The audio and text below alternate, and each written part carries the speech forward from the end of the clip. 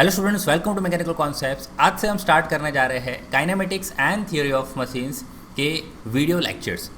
आज से हम चैप्टर 1 स्टार्ट करने वाले हैं और ये जो लेक्चर्स रहेंगे वो रहेंगे थर्ड सेमेस्टर स्टूडेंट्स के लिए, डिग्री जो बीई कर रहे हैं मैकेनिकल फील्ड के अंदर। ओके, और आपको मैं बता दूं कि ये जो सिलेबस जो मैं कवर करने वाला हूँ बीई का, वो अकॉर्डिंग टू जीटीयू यानी गुजरात की जो यूनिवर्सिटी, गुजरात टेक्नोलॉजिकल यूनिवर्सिटी के अकॉर्डिंग मैं सिलेबस कवर करने वाला हूँ। बाकी सारी जो यूनिवर्सिटी में स्टडी कर रहे हैं या कोई प्राइवेट यूनिवर्सिटी में स्टडी कर रहे हैं, ऑब्वियसली 100% काम आने वाला है। जो टॉपिक्स है वो सबको कॉमन ही रहते हैं, ओके, बट सीक्वेंस से आगे पीछे थोड़ा बहुत हो सकता है। तो सभी स्टूडेंट्स के लिए है, वो स्टूडेंट्स जिसको ये जो सब्जेक्ट है कभी फोर्थ सेम में आता है तो फिर वो उसके हिसाब से पढ़ेगा, ठीक है।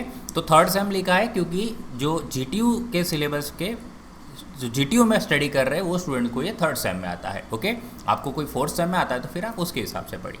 तो बी इन मैकेनिकल आज से हमारा फर्स्ट लेक्चर रहेगा और आज हम टॉपिक जो कवर करने वाले हैं, थोड़ा बहुत हम इंट्रोडक्शन करने वाले हैं थ्योरी ऑफ मशीन का, ओके। अब बैक टू बैक जो है सारे थ्योरी ऑफ मशीन्स के लेक्चर्स आएंगे, ओके। चलिए स्टार्ट करने से पहले मैं आपको बता दूं जो रेफरेंस बुक मैं फॉलो करने वाला हूं, यानी आप में ये जो मटेरियल दिखने वाले हैं वो रहेगा, सबसे पहला जो सब प्रेफरेंस रहेगा वो theory of machine by S S. Rattan रहेगा, ओके। दूसरा जो प्रेफरेंस रहने वाला है, थोड़ा देखिए मार्केट में इसकी इमेज इतनी अच्छी नहीं है इस बुक की, बट देखिए कुछ कुछ टॉपिक जो है इसके काम के हैं तो वो यहाँ पे मैंने लिए हुए हैं, इसलिए ये इस बुक को भी कहीं ना कहीं कुछ कुछ टॉपिक के लिए मैं फॉलो करने वाला हूँ, theory of machine by R S. Khurmi, okay. और जो एक और बुक जो फॉलो करने वाले हैं, जो मेन बुक, क्योंकि जैसे मैंने आपको बताया कि जीटीयू सिलेबस के अकॉर्डिंग है, इसलिए kinematics and theory of machines जो टेक्निकल पब्लिकेशंस की है, ओके, तो उस बुक को हम फॉलो करने वाले हैं इस पूरे वीडियो सीरीज़ के अंदर, ठीक है। तो उसके हिसाब से रहेंगे वीडियोस, तो फिर कंफ्यूज होने की ज़रूरत नहीं कि ये कहाँ से पढ़ना है, क्या करना है, ओके। ये बुक जो है मेन बुक रहने वाली है, और अगर आपके पास ये बुक नहीं है तो जो भी कुछ कुछ टॉपिक है उसका आप नोट्स बना लेना, ठीक है। ओके, सो चलिए, तो आज के जो टॉपिक्स हम कवर करने वाले उसमें हम देखने वाले कि मशीन क्या होता है, थ्योरी ऑफ मशीन का डेफिनेशन देखने वाले हैं, थ्योरी ऑफ मशीन की ब्रांच देखने वाले हैं, जैसे कि स्टैटिक्स देखेंगे, डायनामिक्स देखेंगे, काइनेमेटिक्स और काइनेटिक्स, इसके जो डेफिनेशन है इसका मतलब क्या है वो देखने वाले हैं। और थोड़ा बहुत मैंने एस.एस. रतन का जो इंट्रोडक्शन पार्ट है ना, बुक के अंदर इंट्रोडक्शन पार्ट है, वो मुझे थोड़ा अच्छा लगा, इसलिए मैंने ये एक्स्ट्रा, यानी उसमें भी थोड़ा ये आगे वाला डिस्कशन किया हुआ है, बट तो भी मुझे बोल रहा हूँ थोड़ा अलग तरीके से बताया है, इसलिए उसको भी मैंने यहाँ पे कवर कर दिया है। यानी आपको बहुत ही ये जो वीडियो रहने वाला है बहुत ही इन्फॉर्मेटिव रहने वाला है, ओके। तो वीडियो का एंड तक देखोगे तो आपको ये जो थ्योरी ऑफ मशीन सब्जेक्ट है इतना मज़ा आएगा इस सब्जेक्ट के अंदर, तो बस बहुत ही इंटरेस्टिंग सब्जेक्ट है। एंड तक मेरे साथ जुड़े रहना, यानी ये वीडियो के एंड तक तो जुड़े रहना ही है। ये पूरे वीडियो सीरीज़ के साथ अगर आप जुड़े रहोगे तो आपको लिटरली इस सब्जेक्ट में ज़्यादा से ज़्यादा आप स्कोर कर सकते हो, ओके। इवन जो गेट में होता है, गेट में भी इसका इंपॉर्टेंस बहुत होता है, गेट जैसी कॉम्पिटिटिव एग्ज़ाम में, तो उसके लिए भी कुछ कॉन्सेप्ट जो है आपको पहले से ही क्लियर करने पड़ेंगे, ओके। ऑब्वियसली गेट के लिए तो मैं नहीं पढ़ा रहा हूँ, बट ये जो टॉपिक है वो कहीं ना कहीं वहाँ काम आएंगे, ओके। चलिए, तो फिर वीडियो को स्टार्ट कर देते हैं। सबसे पहला जो हमारा आज का टॉपिक है वो है व्हाट इज़ मशीन। मशीन किसको बोलते हैं, तो चलिए देखते हैं। The machine is a device, एक ऐसा डिवाइस है जो क्या करता है, एनर्जी रिसीव करता है, ओके। यानी एक मशीन रहेगा, इसको मैं मशीन कब बोलूँगा, जब वो सबसे पहला एज अ इनपुट मैं क्या देने वाला हूँ उसको क्या चाहिए, एनर्जी चाहिए, ओके। तो लिखा हुआ है ना, जो रिसीव करता है energy in some available form. अब ये एनर्जी कोई भी फॉर्म में हो सकता है, ठीक है। ये एनर्जी काइनेटिक एनर्जी हो सकता है, पोटेंशियल एनर्जी हो सकता है, ये हीट हो सकता है, इस तरह से फिर इलेक्ट्रिकल एनर्जी हो सकता है, ये केमिकल एनर्जी हो सकता है, कोई भी अवेलेबल फॉर्म में ये एनर्जी की हो सकती है। और ये इसका काम क्या है, इस एनर्जी को यूज़ करेगा, यानी यूटिलाइज़ करने वाला। यूटिलाइज़ का मतलब क्या होता है, यूज़ करना। इसको यूज़ करेगा और क्या करके देगा आपको, some particular type of work करके देगा। फॉर एग्जांपल क्या वर्क है, वर्क करके देगा, यानी एक छोटा सा वर्क का एग्जांपल, यानी वर्क का डेफिनेशन के हिसाब से एग्जांपल हो, जैसे मशीन है आगे से एक जगह से दूसरी जगह मूव कर गया, एक जगह से दूसरी जगह मूव कर गया, यानी वर्क हुआ, ठीक है। ये सब आप पहले पढ़ चुके हो, वर्क किसको बोलते हैं, ओके। फोर्स लगता है, कोई भी ऑब्जेक्ट पे फोर्स लगता है और ऑब्जेक्ट जो है एक जगह से दूसरी जगह कुछ डिस्टेंस मूव करता है, तो उसको हम बोलेंगे कि हमने वर्क किया। ओके, तो ये वर्क हुआ। या तो कोई और मैकेनिकल वर्क बोल सकते हो, और वर्क में भी अलग अलग टाइप ऑफ वर्क आते हैं। ठीक है, तो ये होता है मशीन। समझ गया मशीन किसको बोलते हैं? बहुत ही बेसिक डेफिनेशन है, इसको याद रखना। और मैकेनिज्म की डेफिनेशन आएगी ना, तब ये मशीन की डेफिनेशन वापस ले गया होगा कि आपको पता चले कि एक्चुअली डिफरेंस क्या है। इसमें मेन डिफरेंस क्या है, देखिए ये एक होना चाहिए। ठीक है, ये होना चाहिए, कुछ टाइप ऑफ वर्क होना चाहिए जो डिज़ायर्ड वर्क होना चाहिए। ओके, कभी कभी आपको ये वर्ड दिखेगा डिज़ायर्ड वर्क। डिज़ायर्ड वर्क यानी जो हमें चाहिए वैसा काम करके दे, उसको मशीन बोलेंगे। ठीक है, तो मशीन एक ऐसा डिवाइस है जो एक एनर्जी रिसीव करता है, और वो एनर्जी रिसीव किस फॉर्म में करता है? जो भी अवेलेबल फॉर्म होता है, जो हमारे पास अवेलेबल फॉर्म है। ओके, और इस एनर्जी को यूटिलाइज करता है कुछ वर्क करने के लिए। ओके, कुछ पर्टिकुलर टाइप ऑफ वर्क करने के लिए। चलो, आई होप कि आपको ये पॉइंट क्लियर हो गए। दूसरा डेफिनेशन है, जैसे कि इट इज़ ऑल्सो डिवाइस, उसको एक ऐसा डिवाइस भी बोल सकते हैं विच कंसिस्ट ऑफ, अगेन अब ध्यान से देखना, which consist of fixed and moving parts. Okay, यानी जो मशीन रहेगा, आपको पता है मशीन्स के अंदर, एक मशीन के अंदर बहुत सारे पार्ट्स होते हैं, बहुत सारे पार्ट्स होते हैं। उसमें कुछ पार्ट्स फिक्स्ड होते हैं, ऑब्वियसली। फिक्स पार्ट्स में जैसे कि बात करें, फ्रेम हो गया। ओके, कार आपने देखी है, कार में जो कार की जो बॉडी है, फ्रेम है, उसकी चेजिस है, ये सब फिक्स पार्ट हो गए। ओके, और उसके जो व्हील है वो रोटेटिंग पार्ट हो गए, या मूविंग पार्ट बोल सकते हैं। ओके, पिस्टन हो गया, सिलेंडर हो गया, वो मूविंग पार्ट्स हो गए। तो मशीन किसका बना? मशीन एक ऐसा डिवाइस है जो किसके बना हुआ है? फिक्स पार्ट का बना हुआ है, मूविंग पार्ट्स का बना हुआ है। और ये सब पार्ट्स का काम क्या है? उसका काम है एनर्जी को मॉडिफाई करना, यानी एक एनर्जी लेता है, कोई दूसरी एनर्जी में कन्वर्ट करता है। ओके, तो वो एनर्जी को मॉडिफाई करता है, मॉडिफाई करने एनर्जी को बदल देता है, उसको यूज़ करता है, उसको ट्रांसमिट कर देता है कुछ यूज़फुल फॉर्म में, यानी वर्क में। जैसे ऊपर मैंने एक डेफिनेशन बताई, उसके हिसाब से समझ गया। तो दूसरी डेफिनेशन है, आपको जो भी पसंद आए, जो भी याद रहे, वो याद रख लीजिए। ठीक है, यहाँ पे जो पढ़ा रहा हूँ आपको, साथ साथ ये लेक्चर्स जो है, इसमें आपको जानना भी है मेरे से कि इसको क्या बोलते हैं, क्या होता है, डेफिनेशन सब पता करनी है, टर्म्स पता करनी है, छोटे छोटे वर्ड्स है उसको भी मैं आपको समझाऊंगा डिटेल में। ओके, अगर ज़रूरत पड़ी तो। और दूसरा, आपको जब आप ये लेक्चर देख रहे हैं ना, तो अभी के अभी ये सब याद करना चालू कर दिया। ऐसा नहीं कि चलो अभी देख लिया बाद में पढ़ लेंगे, ऐसा नहीं करना। अभी के अभी आप ये दिमाग में फिट कर लो कि मशीन क्या होता है। एक डिवाइस होता है जिसका काम है एनर्जी को यूटिलाइज करना, जिसको एनर्जी रिसीव करता है और उसको यूज़फुल फॉर्म में या उसको एक वर्क में, पर्टिकुलर टाइप ऑफ वर्क में कन्वर्ट कर लेता है। ठीक है, तो मशीन की डेफिनेशन हो गई। ओके, दूसरा डेफिनेशन है, तो आपको जो भी डेफिनेशन दोनों में से पसंद आए वो एक डेफिनेशन आप याद कर लीजिए। ओके, चलो, आई थिंक आपको ये क्लियर हो गया है। एग्जाम्पल्स मशीन्स की बात करें तो एग्जाम्पल है हमारे पास, जैसे कि एक एग्जाम्पल है लेथ मशीन। ओके, आपको ये लेथ मशीन आप सभी ने देखा हुआ है। अब लेथ मशीन को मशीन क्यों बोला, ये क्वेश्चन मार्क है। इसको मैं मशीन क्यों बोला, तो देखिए उसका कारण है कि इसमें इलेक्ट्रिकल एनर्जी हम सप्लाई करते हैं। हमने बोला ना कि एक ऐसा डिवाइस है जो एनर्जी रिसीव करता है। अभी एनर्जी कौन सी रिसीव की इसने? इलेक्ट्रिकल एनर्जी रिसीव की है ना। यहाँ पे मोटर हम लगाते हैं, मोटर के थ्रू इसको घुमाते हैं ऑब्वियसली, तो इलेक्ट्रिकल एनर्जी हम उसको सप्लाई करेंगे with the help of motor. Okay, common language में मोटर ही बोलते हैं। And utilise for doing some useful work, और हम उससे क्या करते हैं? यूज़फुल वर्क करते हैं। जैसे कि कौन सा यूज़फुल वर्क? टर्निंग करते हैं। देखिए ये टर्निंग हो रहा है, यहाँ पे आपको दिखाई दे रहा है। ओके, टर्निंग हो रहा है, यहाँ पे थोड़ा क्लियर कर देता हूँ। देखिए ये टर्निंग हो रहा है।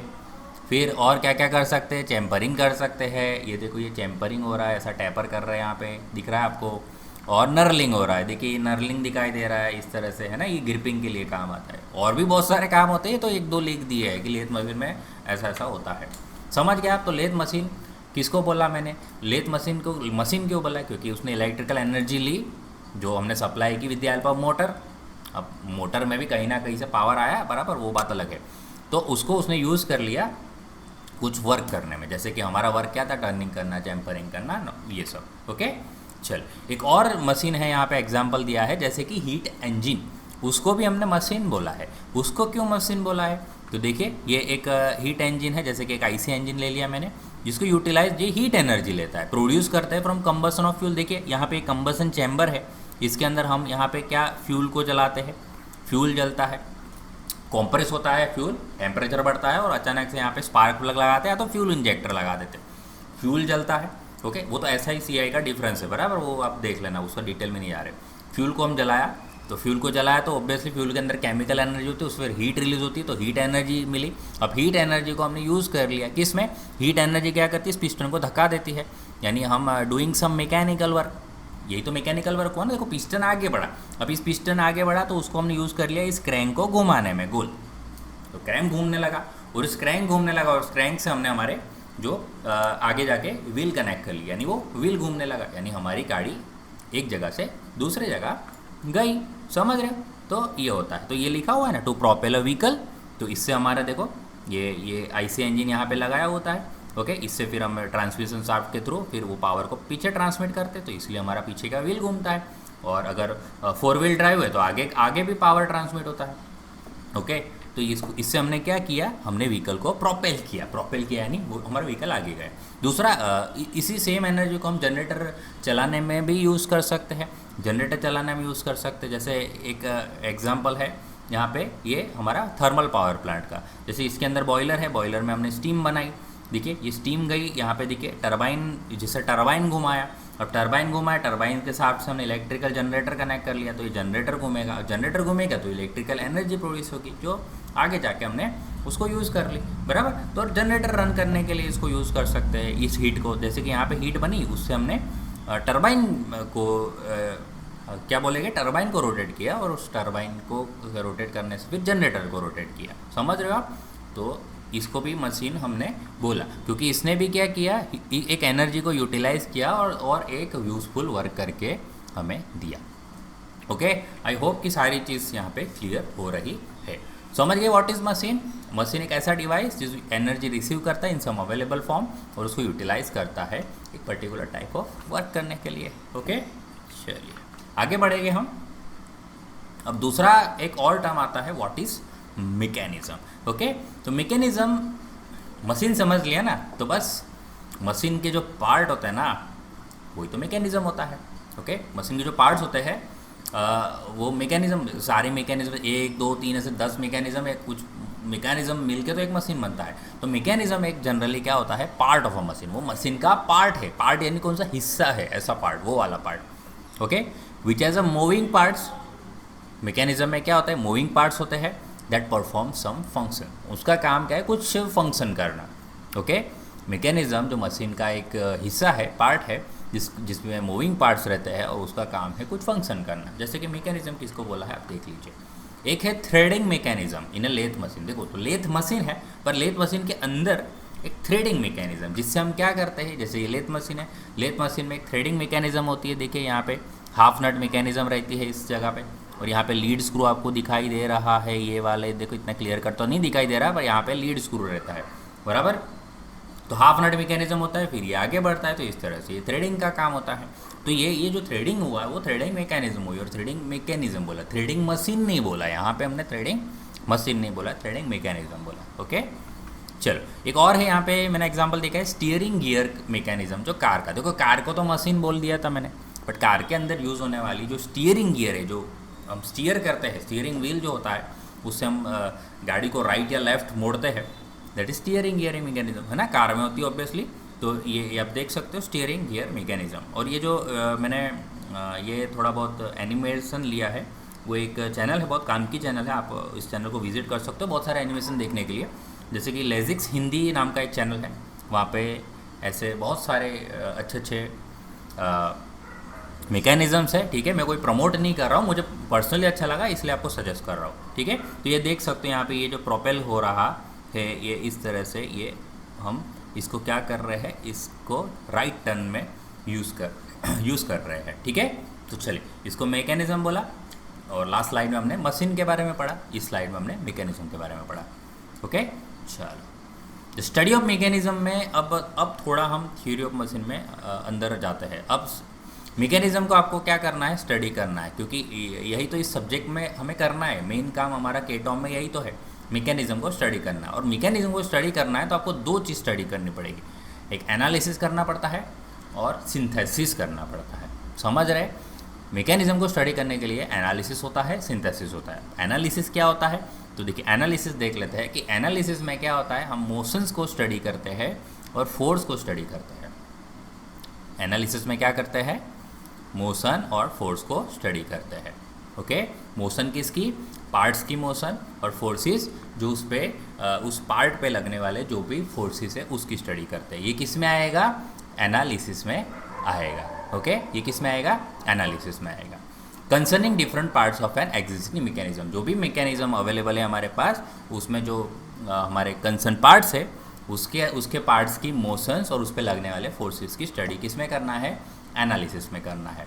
और दूसरा सिंथेसिस में क्या करना होता है, तो सिंथेसिस में क्या होता है, includes the design of different parts. उसमें हमें क्या करना होता है, डिज़ाइन करना होता है। अब डिज़ाइन आपने जो जिसने डिप्लोमा किया है वो लोग पढ़ के आए हैं डिज़ाइन ऑफ मशीन एलिमेंट, उसको ये अंदाज़ा होगा कि डिज़ाइन ऑफ डिफरेंट पार्ट्स का मतलब क्या होता है। और जो भी जिसने नहीं पढ़ा है आगे डिप्लोमा, तो उसको वो सारे स्टूडेंट्स को पीछे जाके जो डिज़ाइन ऑफ मशीन एलिमेंट या डिज़ाइन ऑफ मशीन सब्जेक्ट आएगा उसमें आपको ये क्लियर कट पता चल जाएगा। ठीक है, तो देखिए एनालिसिस में ये होता क्या है, पहले तो स्टडी मैकेनिज्म को स्टडी करना है दो तरीके से, एनालिसिस और सिंथेसिस।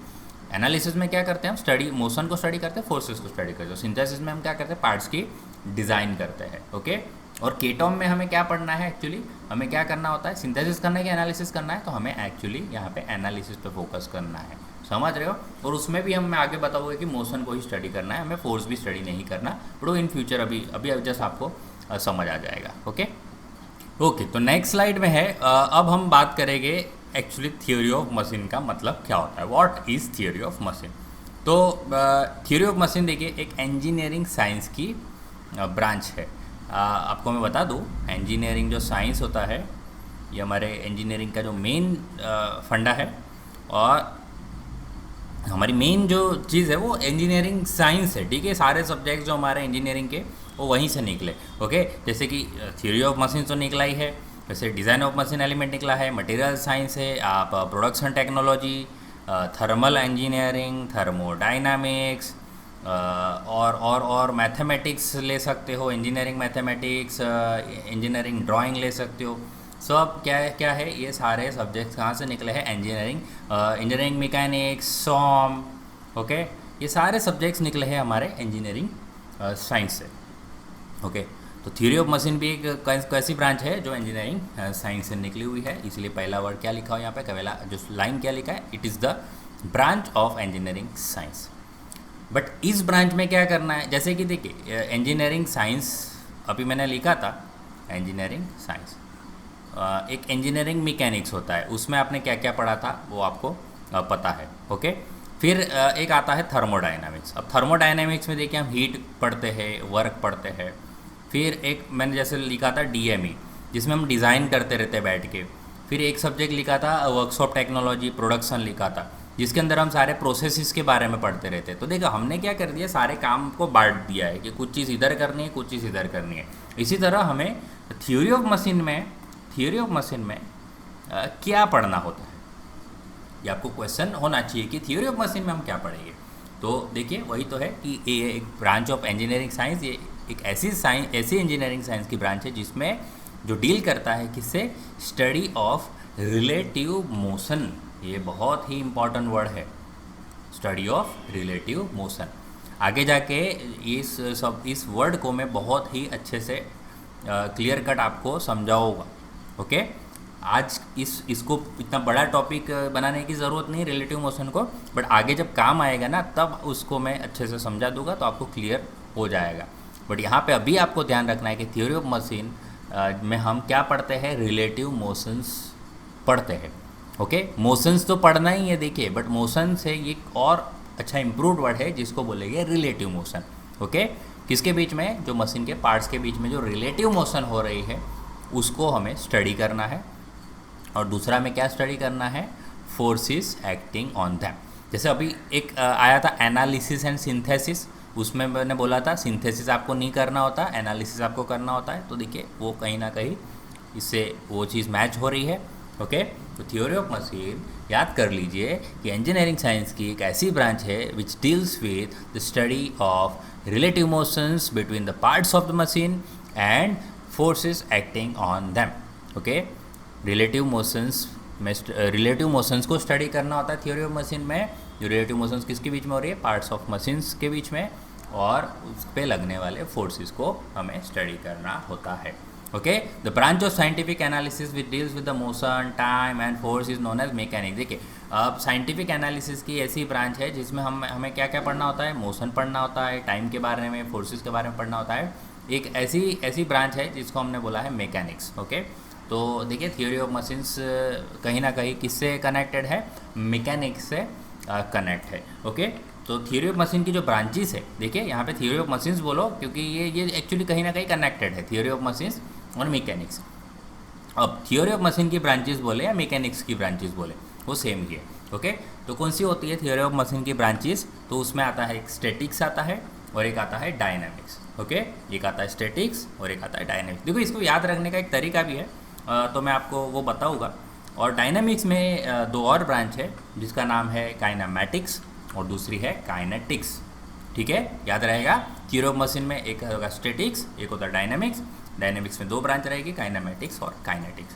ठीक है, ऊपर से यहाँ पे बता देता हूँ कि इसमें हमें पढ़ना होता है फोर्स के बारे में, इसमें हमें फोर्सेस के बारे में पढ़ना होता है, और इसमें हमें पढ़ना होता है फोर्स के बारे में प्लस मोशन के बारे में। ओके, और इसमें भी दो ब्रांच पड़ गई ना हमारी, तो दो ब्रांच पड़ गई। तो देखिए, काइनेमेटिक्स में हमें सिर्फ मोशन के बारे में पढ़ना है, और इसमें हमें क्या किसके बारे में पढ़ना है, फोर्स प्लस मोशन के बारे में पढ़ना है। ठीक है, इसके बारे में डिफरेंस थोड़ा बहुत मैं बताऊँगा आगे कि ये क्या है। ऐसा बड़ी याद रखने का एक तरीका है कि स्टैटिक्स में फोर्स पढ़ना होता है जिसमें बॉडी रेस्ट में होती है। ठीक है, यह बॉडी रेस्ट में होती है। और डायनामिक्स में क्या होता है, बॉडी मूविंग बॉडी होती है। यहाँ पे लिख देता हूँ मूविंग बॉडीज़। ओके, बट इसमें हमें फोर्स भी स्टडी करना होता है, मोशन भी। किसमें, डायनामिक्स की बात करें। पर डायनामिक्स में अगर काइनेमेटिक्स की बात करें तो सिर्फ मोशन को स्टडी करना है, और फोर्स को स्टडी करना है तो फोर्स को हमें नहीं स्टडी करना, उसको इग्नोर करना है। समझ रहे हो। काइनेमेटिक्स में तो दोनों स्टडी करना होता है। हमारा सब्जेक्ट किससे डील करने वाला है, ये रहा ना काइनेमेटिक्स, क्योंकि इस सब्जेक्ट का नाम ही kinematics and theory of machines. समझ रहे हो, ये हमारा मेन टॉपिक ऑफ इंटरेस्ट रहने वाला है। चलो, इसको मैंने बोला था आपको कि मैं आपको याद रखने का तरीका बताऊंगा। देखो, ये एक आप इस तरह से ऐसे स्क्वायर बॉक्सेस बना लीजिए। ओके, स्क्वायर बॉक्सेस बना लेते हैं, और यहाँ पे हम लिख देते हैं, यहाँ पहले मैं लिख देता हूँ नो मोशन और मोशन लिख देता हूँ। ठीक है, नो मोशन मोशन, और यहाँ पे लिख देता हूँ नो फोर्स, और यहाँ लिख देता हूँ फोर्स। ठीक है, ये हो गया। अब देखिए, नो मोशन और नो फोर्स का ये जो सेल आपको दिखाई दे रहा है वो तो हमें स्टडी करना होता नहीं। देखो, मोशन में भी नहीं है पार्ट, उस पर फोर्स भी नहीं लग रहे, तो फिर स्टडी क्या करना, क्या करोगे स्टडी, कुछ नहीं करोगे ना, तो इसी कोई ब्रांच है ही नहीं, बराबर। जिसमें मोशन भी स्टडी नहीं करना, फोर्स भी स्टडी नहीं करना। समझ रहे। दूसरा ये वाला सेल देखिए, इसमें मोशन स्टडी करना है बट फोर्स को स्टडी नहीं करना, तो ये कौन सी ब्रांच हो गई, कौन सी ब्रांच हो गई, ये वाली। ओके, ये यहाँ पे क्या आएगा, काइनेमैटिक्स। ठीक है, बहुत काम आएगा ये चीज़ आप याद रख लेना। ये जो टेबल बना रहा हो छोटा सा, मोशन को स्टडी करना है बट उस पे लगने वाले जो पार्ट्स पे लगने वाले फोर्सेस को स्टडी नहीं करना, तो वो ब्रांच कौन सी हो गई, काइनेमैटिक्स।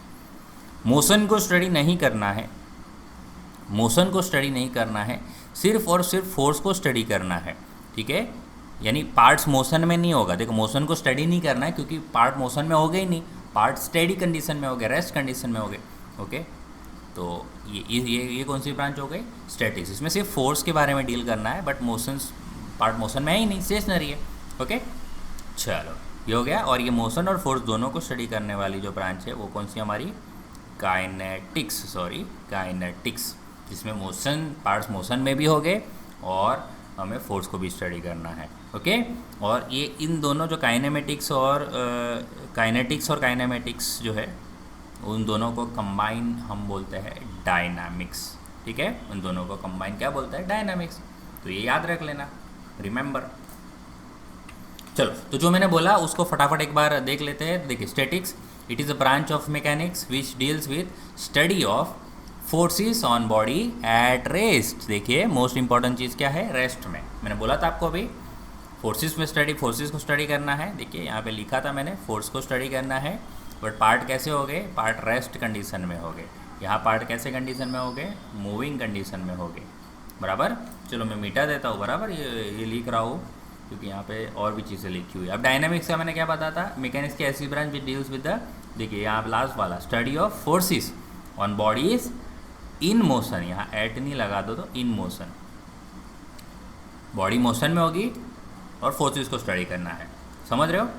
फिर काइनेमेटिक्स में क्या बताया था मैंने, branch of mechanics which deals with the study of, देखिए मोशन, स्टडी ऑफ मोशन आ गया है यहाँ पे, without considering the effects of forces और मास, इसमें मास और फोर्सेस के इफेक्ट को कंसिडर नहीं करना, ठीक है। चलो काइनेटिक्स में क्या होता है, ऐसी mechanics which deals with the study of, देखिए फोर्सेस आ गया, स्टडी ऑफ फोर्सेस बराबर, यहाँ पे फोर्सेस की स्टडी होगी, बॉडी रेस्ट कंडीशन में होगी, यहाँ पे मोशन की स्टडी और फोर्स की स्टडी दोनों होता है, और मूविंग होता है,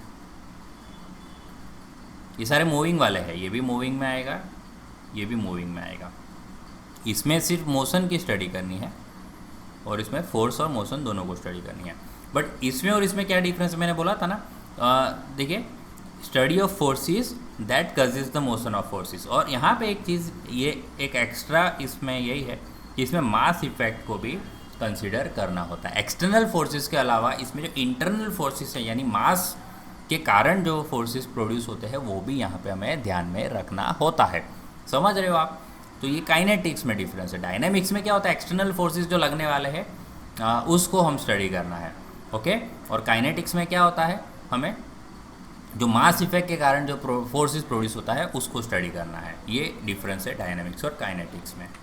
चलिए, तो लेक्चर ऑलमोस्ट ख़त्म हो गया है। अब जो लास्ट है, जो मैंने आपको बोला था कि एस रतन के कुछ इंट्रोडक्शन है जो मुझे अच्छा लगा, इसलिए यहाँ पे ये कुछ एक्स्ट्रा चीज़ कवर की है। तो 5 मिनट्स लगेगी अब ज़्यादा से ज़्यादा, और बहुत काम की चीज़ है, इसीलिए मैंने यहाँ पे ये लिया हुआ है, ओके।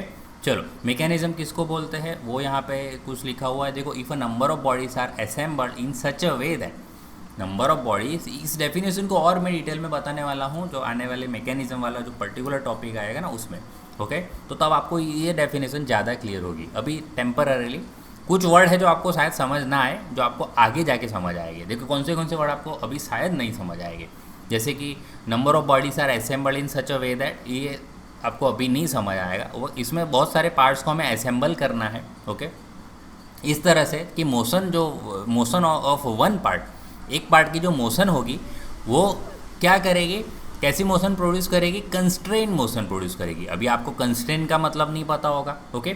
कंस्ट्रेन मतलब मैं अभी एक सिंपल वर्ड में बता दूं कि जो एक फिक्स्ड तरह से, बराबर, कंस्ट्रेन यानी एक मैं अभी आपको बता दूं कि फिक्स्ड, तो आपको पता है कि ऐसी ही मोशन होगी उसको, या प्रिडिक्टिव मोशन प्रोड्यूस करे, किस पे, अदर्स पे, यानी दूसरे पार्ट्स पे। It is known as mechanism. जैसे कि देखो मैं ब्रेक की बात करता हूँ, ओके, तो फॉर एग्जांपल यहाँ पे ब्रेक होता है, फिर ब्रेक आगे जाके ऐसा करते करते करते फिर फाइनली उस टायर को ब्रेक लगेगी।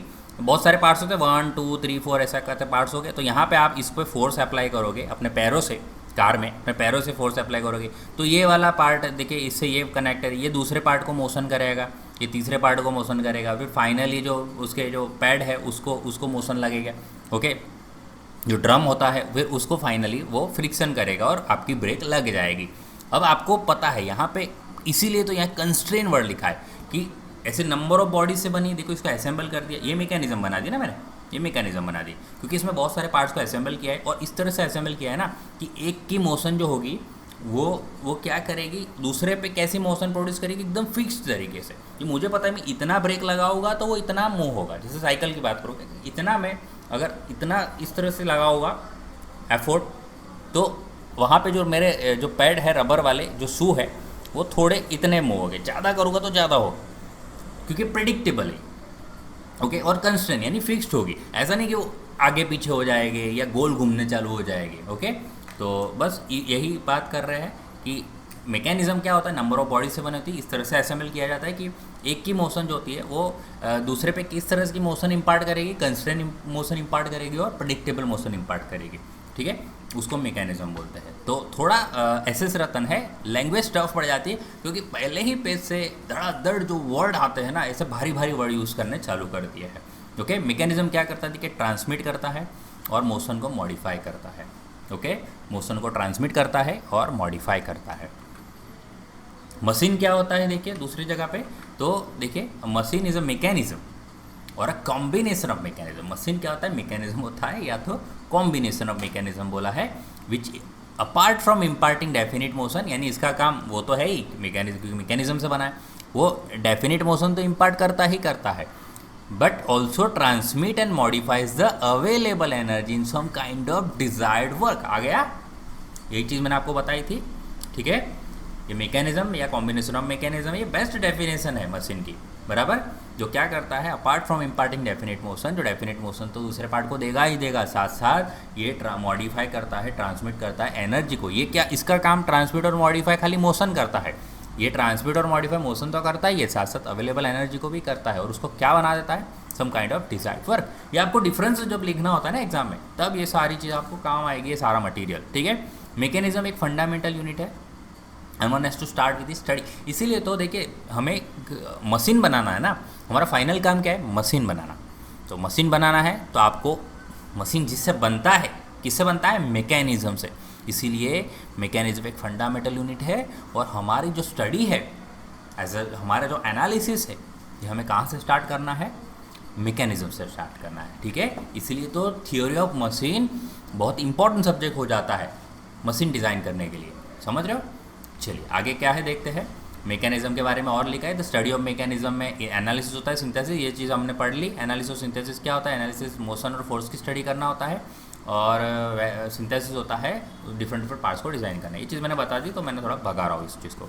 इन mechanism various parts are so proportioned and related that the motion of one impart requisite motion. देखिए ये जो मैंने बोला था ना, एक फिक्स्ड मोशन, एक पार्ट पे आप फोर्स अप्लाई करते हो तो वो क्या होगा, वो दूसरे पार्ट को मूव करेगा, दूसरा पार्ट तीसरे पार्ट को मूव करेगा, और ये जो मूवमेंट होगी ना दूसरा तीसरा ये सब पार्ट्स में, उसकी मोशंस कैसी होगी, रिक्विजिट मूवमेंट होगी, यानी आपको जितनी चाहिए उतनी ही मोशन होगी, okay. And the parts are able to withstand the forces impress upon them. Parts हम मान लेते हैं कि वो जो इतना जो पैर से आप जो लगा रहे हो वो पार्ट जो है उसको सहन कर पा रहा है, ऐसा हम मान लेते हैं, बराबर। However the study of relative motion of a part does not depend on the strength and actual shape of the parts. यहाँ पे ये चीज़ ध्यान देना जरूरी है, बहुत इंपॉर्टेंट सेंटेंस लिखा हुआ है थियोरी ऑफ मशीन के बारे में। हमने थियोरी ऑफ मशीन या तो काइनेमेटिक्स जो हमने देखा, इसमें हमें क्या पढ़ना है, काइनेमेटिक्स। और हमने एक चीज़ यहाँ पे ध्यान से बार बार बोल रहे हैं कि इसमें हमें सिर्फ मोशन के बारे में पढ़ना है, फोर्स के बारे में हमें नहीं पढ़ना है। अब वही क्वेश्चन आपको दिमाग में आना चाहिए कि सर फोर्स क्यों नहीं पढ़ेंगे।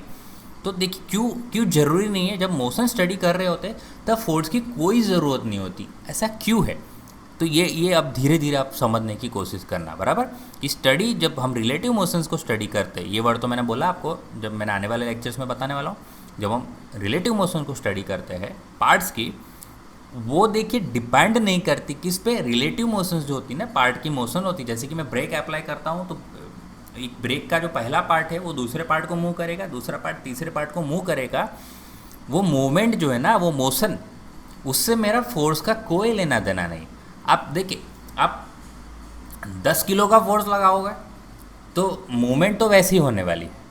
आप 50 किलो का मूवमेंट करोगे, फोर्स लगाओगे तो भी मूवमेंट तो वैसे होने वाली, जो ब्रेक की जो मूवमेंट होने वाली है। स्टीयरिंग गियर में आप जोर से कितना भी फोर्स लगा दो, कितना ताकत से फोर्स लगाओ या धीरे से लगाओ, स्टीयरिंग गियर का मूवमेंट जो है वो एक पार्ट से दूसरे पार्ट, दूसरे पार्ट से तीसरे पार्ट, तीसरे से चौथे, और फाइनली जो उसका जो मूवमेंट है, जो व्हील का मूवमेंट है, वो तो वैसा ही होने वाला है। उसको जितना डिग्री घूमना है वो तो उतना ही डिग्री घूमेगा। वो किस पे डिपेंड करता है, आप कितना डिग्री ये घुमा रहे हो उस पर, अब कितना जोर से घुमा रहे हो, इस पर कितना फोर्स आ रहा है, उसका कोई लेना देना नहीं है। इसीलिए यहाँ पे बोला हुआ है कि जो मोशन की स्टडी से उस पार्ट का के स्ट्रेंथ का और उसके शेप का भी कोई लेना देना नहीं है, समझ रहे हो। जैसे कि मैं पिस्टन, एक ऐसा यहाँ पे एक पिस्टन बना रहा हूँ, कनेक्टिंग रोड बना रहा हूँ, और ये क्रैंक बना रहा हूँ। ये क्रैंक अगर मैं घुमाता हूँ तो ये चीज़ आगे बढ़ेगी और इससे ये पिस्टन आगे पीछे होता है। बट अभी ये क्रैंक में एक लाइन बनाई, अब क्रैंक में अगर ऐसा बनाऊँगा, कनेक्टिंग रोड को मैं ऐसा बनाऊँगा और पिस्टन को मैं ऐसा टेढ़ा मेढ़ा बना दूँगा, बराबर। ऊपर में स्ट्रेट रख रहा हूँ, जिसका ये बराबर, ये वाला स्ट्रेट रख रहा हूँ और यहाँ मैं ऐसा टेढ़ा मेढ़ा बना रहा हूँ। बट देखिए ये घूमेगा, ये आगे जाएगा और ये रेसिप्रोकेट होगा, उसके शेप से भी कोई लेना देना नहीं है, समझ रहे हो। शेप से भी कोई लेना देना नहीं है। तो ये चीज़ यहाँ पे ध्यान रखनी है। रिलेटिव मोशंस का किससे लेना देना नहीं है? पार्ट के स्ट्रेंथ से, यानी वो कितना फोर्स सहन कर सकता है उसको स्ट्रेंथ बोला है, और उसके शेप से भी कोई लेना देना नहीं है। चलिए, तो देखिए यहाँ पे एक पिस्टन सिलेंडर का अरेंजमेंट दिखाया है, कंबसन चैम्बर दिखाया है। एक ये पिस्टन देखो, ये वाला दिख रहा है आपको पिस्टन, ये इस तरह से ये दिखाया हुआ है पिस्टन, और फिर ये कनेक्टिंग रोड दिखाया हुआ है, और फिर ये वाला क्रैंक ये दिख रहा है, ये क्रैंक है कि नहीं? आपको शायद नहीं दिख रहा हो, ये क्रैंक है, और ये क्रैंक शाफ्ट है, जो फाइनली तो हमारा क्रैंक शाफ्ट घूमता है।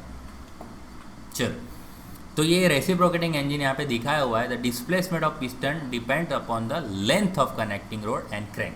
समझ रहे हो आप? देखिए, ये है मेरा सिलेंडर और ये पिस्टन।